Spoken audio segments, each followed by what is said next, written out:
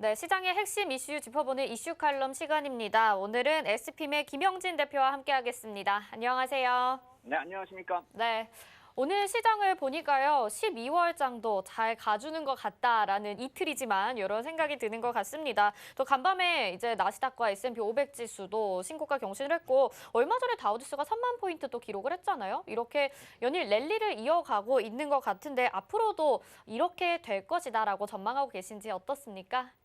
예, 저는 지금도 상승이 지속이 되고 있고, 그리고 기술적으로 이제 신고가 흐름에서 과열권에 진입하면은 기간 조정으로 과열을 좀 시키고, 그리고 또 새로운 시세를 낼 수가 있는 그런 모습이기 때문에 조정이 나타나는 모습이 기간 조정 정도라고 생각이 됩니다. 그러니까 상승 추세가 계속 이어지고 앞으로도 갈 것 같다 이렇게 생각이 됩니다. 어떤 특별한 악재가 새로 나타나면은 그것이 좀 길어질 수가 있겠죠, 조정이요. 하지만 그 이전까지는 현재 같은 모습이 계속 이어진다. 그것에 대응하면서 시장을 볼 필요가 있겠다 이렇게 생각이 되고요. 시기적으로 11월 선거 이후부터 내년 1분기까지가 상승 탄력이 상당히 강할 것이다 이렇게 계속 말씀을 드려왔었는데 그 당시에는 정책 모멘텀을 가장 중요시했었죠. 근데 이제는 경기 흐름에 펀드멘탈의 변화가 추가되는 것이죠.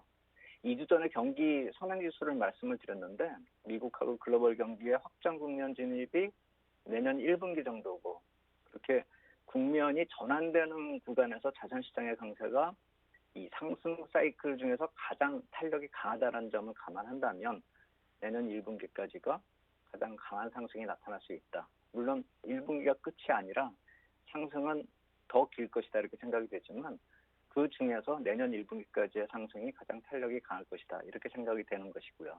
물론 중간중간 나타나는 어떤 재료로 인한 조정은 감안해야 될 텐데 주가처럼 경기 흐름 역시 상승하고 반락이 반복이 된다는 점을 감안하면은 경기가 좋아지는 모습 속에서도 이따금씩은 또 조정이 나타날 수 있다는 점을 생각을 해봐야 됩니다. 최근에 나타났었던 10월의 주가 조정을 우리가 좀 흥미롭게 볼 수가 있는 것인데 제가 왜 그것을 흥미롭다 이렇게 표현을 하냐면 그것하고 연결돼 가지고 설명이 가능한 그런 지표를 오늘 말씀을 드리려고 합니다.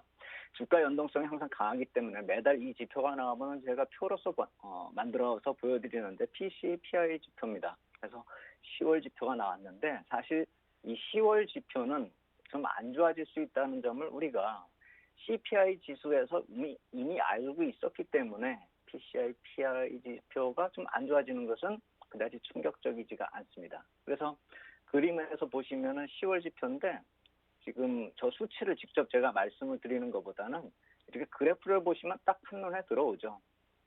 10월 달이 표시가 된 것이 붉은색 오른쪽 박스권인데 지금의 상승하고 비슷하게 정책하고 경기 모멘텀이 상승을 이끌었었던 똑같았던 시기 4년 전에 2016년 말에 지나면서 나타났었던 그 흐름이 비슷한데 그것은 제가 왼쪽에 푸른색 박스권으로 표시했습니다. 그래서 이번 붉은색 박스권에서 지금 이렇게 꺾여 내려오고 있는 그런 모습 나타나면은 주가도 조정을 보이는데 저게 10월이었다 이 말씀을 드리는 것이고 절대값의 높이를 보면은 팬데믹의 충격 이전까지 거의 올라왔기 때문에 이제는 자연스러운 반락으로 볼 수가 있겠죠.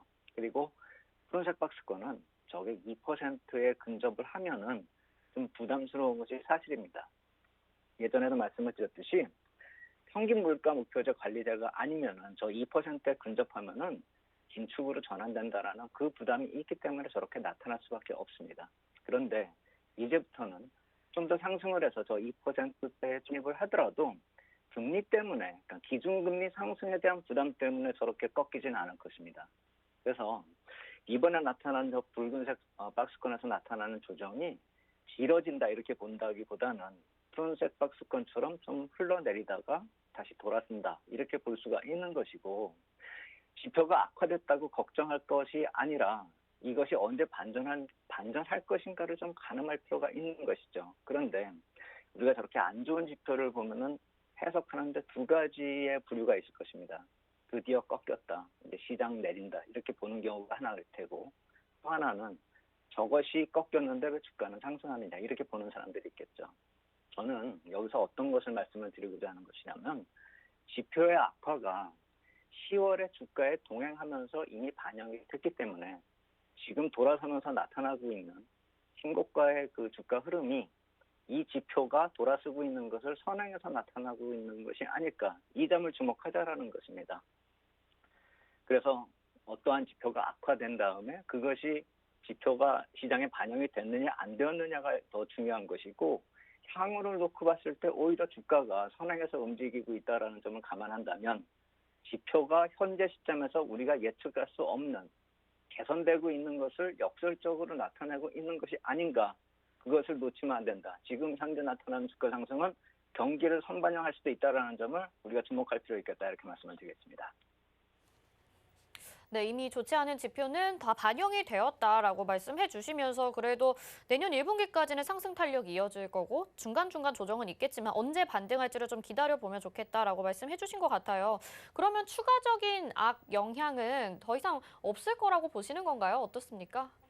그렇죠. 지표가 악화되는 가운데 주가가 상승했기 때문에 부담이다, 이렇게 보는 것보다는 주가가 상승하는 것이 지표가 전환되고 있는 것을 선반영한다, 이것을 보자라는 것이고, 그 가능성을 아예 전략에서 가만히 둬야 된다는 것입니다. 투자 전략에서요. 그래서 내년 1분기까지는 이 표가 좀 조정을 보일 수가 있다라고는 생각이 되지만, 이 정책 효과가 언제 가세되느냐에 따라서 굉장히 빨리 회복이 될 수가 있습니다. 그래서 성장률이나 이 물가가 정책적으로 2%대 진입을 목표로 운영이 될 것이라는 점을 감안한다면 지금 내리고 있는 모습이 향후 상승폭을 어느 정도 담보하고 있다는 점을 생각을 해야 됩니다.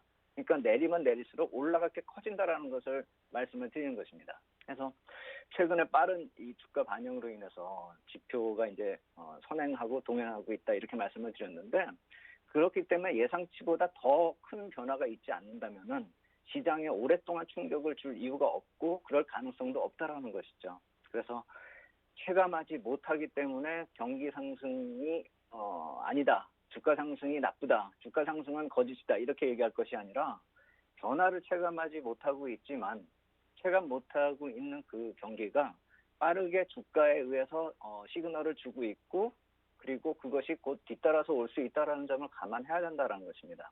특히나 미국 쪽에서 계속 안 좋은 얘기가 나오죠. 소비 쪽도 방금 전에 보신 그 소비자 구매력 지수 자체를 놓고 봐도 지금 10월에 꺾였다라고 나오고 있는데, 그렇다면 미국의 소비가 과연 절망할 수준일까? 여기서 이번 주에 나온 페드에서 나온 자료를 한번 저는 주의 깊게 좀 볼 필요가 있지 않을까라고 생각이 됩니다. 그러니까 미국에서 소비재를 항목별로 페드가 집계하고 분석한 그 자료인데요. 세 가지 분야에 대해서 자료를 공개했습니다. 스포츠하고 취미, 그리고 악기, 도서, 이쪽 분야하고요. 홈 프로젝트 용품하고요. 그리고 식료품, 이렇게 세 가지 분야로 나눴습니다. 근데 제가 가장 주목하고 있는 것은 홈 프로젝트 용품 그 자체가 얼만큼 상승했는지가 이 미국의 전반적인 경기가 이 스프레드 되어 있다는 것을 뜻하고 있는 그 표로 아주 잘 나타내고 있기 때문에 이 세 가지 경우에서 홈 프로젝트 용품 표를 제가 말씀을 드리는 것입니다.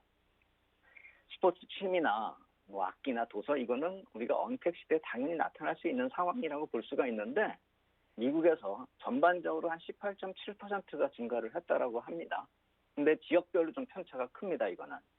그런데 홈 프로젝트 용품 같은 경우는, 그러니까 예를 들어서 뭐 집을 가꾸거나 뭐 건자재로 뭐 집을 고치거나 아니면 정원을 가꾸거나 하는 그런 업종에 속하는 그 모습인데, 이것이 전체적으로 지역별로 큰 편차 없이 평균적으로 한 16.3%가 증가를 했다라는 것입니다. 그래서 제가 아까 보여드렸었던 그 표가 그것을 그대로 나타내고 있는 것인데, 노란색으로 표시되어 있는 것이 좀 약간 좀 부진한 그런 모습이고, 초록색으로 표시된 그 주가 평균치보다 이상으로 좀 소비가 증가하고 있는 곳입니다. 그러니까 아주 진하면 진할수록 많이 증가하고 있다, 이건데, 노란색으로 표시된 주가 몇 개 없지 않습니까? 그렇다라고 본다면 언택으로 인해서 경제의 소비에 무조건적인 악영향을 미친다, 이렇게 볼 것이 아니라 지역별로 편차가 있지만 항목별로 또 다르고, 사람은 위기에서도 이 변화에 적응하면서 무엇인가를 한다, 이거를 좀 볼 필요가 있다라는 것이죠. 그래서 페드가 좀 나타나고 있는 그 저 자료에 대해서 이 자료 자체가 의미가 있다 이거보다는 지금 소비가 좀 위축이 되고 있는 그러한 모습이 많이 증가를 했기 때문에, 그러니까 바닥 대비 많이 올라갔기 때문에 좀 꺾이는 모습일 수가 있고, 전체적으로 미국 전반적인 소비가 죽어가고 있는 것이 아니라는 점을 말씀을 드리고 싶은 것입니다. 더불어서 패드를 비롯해서 민간 리서치 쪽에서 이러한 자료들을 계속 주기적으로 모니터링하고 또 제공하고 있습니다. 그렇기 때문에 정책에 대한 신뢰가 과연 있는가 없는가, 과연 패드가 뭘 할 것인가, 이렇게 좀 따지고 들 때가 아니라고 자꾸 말씀을 드리는 이유가 이러한 자료들이 계속 나오고 있기 때문인 것이죠.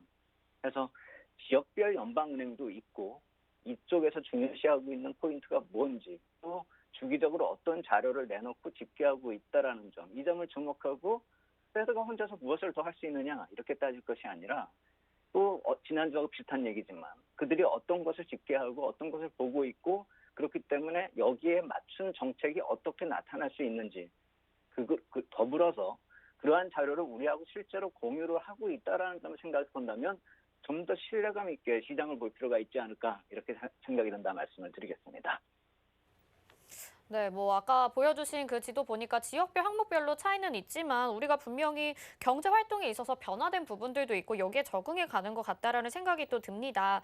앞으로 이제 시장에 대해서는 그러면 사상 신고가 행진을 계속 기대를 해 봐도 될 것 같다라고 들립니다. 일각에서는 또 완급 조절이 필요할 것 같다라는 이야기도 이제 나오고 있어요. 대표님 그러면 어떻게 바라보고 계신지 다시 한번 정리를 좀 해주세요.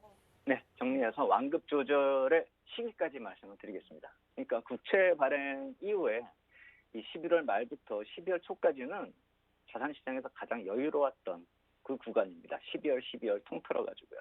그래서 글로벌 유동성이 완급 조절을 하고 있는데, 그것이 미국의 국채 발행 일정하고 아주 밀접하다라는 것은 계속 말씀을 드려왔었죠. 그렇다면 언제 빡빡해지는지 그걸 따져보자라는 것이죠. 그래서 12월에 이제 12월 들어섰는데 국채 발행 일정 미국 쪽을 보면은 8일부터 10일 다음 주가 좀 빡빡합니다. 1140억 달러의 3년물, 10년물, 30년물 국채 발행 일정이 있습니다. 600억 달러나 순증 발행하는 것이죠. 그렇기 때문에 완급 조절, 이때가 타이밍이 아닐까 생각이 됩니다. 그렇기 때문에 무조건적으로 쫓아가는 것이 아니라 지금 한 발 늦었으면 이번 주에 좀 조정이 나타나거나 다음 주에 8일부터 10일 사이에 나타날 수 있는 조정, 이쪽을 좀 기회로 좀 이용할 필요가 있지 않을까, 이렇게 생각이 되고, 그 국채 발행 이후에 12월 17일이 FOMC 회의입니다. 12월 일정이 어느 정도 윤곽이 잡히죠. 근데 이 역시 마찬가지로 부정적으로 보는 시각이 있는데, 제가 봤을 때는 부정적인 것보다는 긍정적 모멘텀. 그러니까 선거 이후에 11월에 FOMC 회의는 완전히 묻혀버렸습니다. 그런데 이번에는 무언가 사람들이 찾으려고 노력을 할 것입니다. 그리고 분기 말 회의입니다. 그렇기 때문에 내년까지 전망이 나오는데 여기서 안 좋은 얘기가 나올 이유가 없습니다. 우리가 FOMC 회의하면 무조건 좀 부담을 가지고 보는데, 이번 달 다음 주 8일부터 10일에 국채 발행 일정 지나고 그것이 지나면 12월 17일부터는 좀 더 시장이 강해질 수 있다는 점, 우리가 좀 감안하고 12월 전략 세울 필요 있겠다, 이렇게 말씀을 드리겠습니다.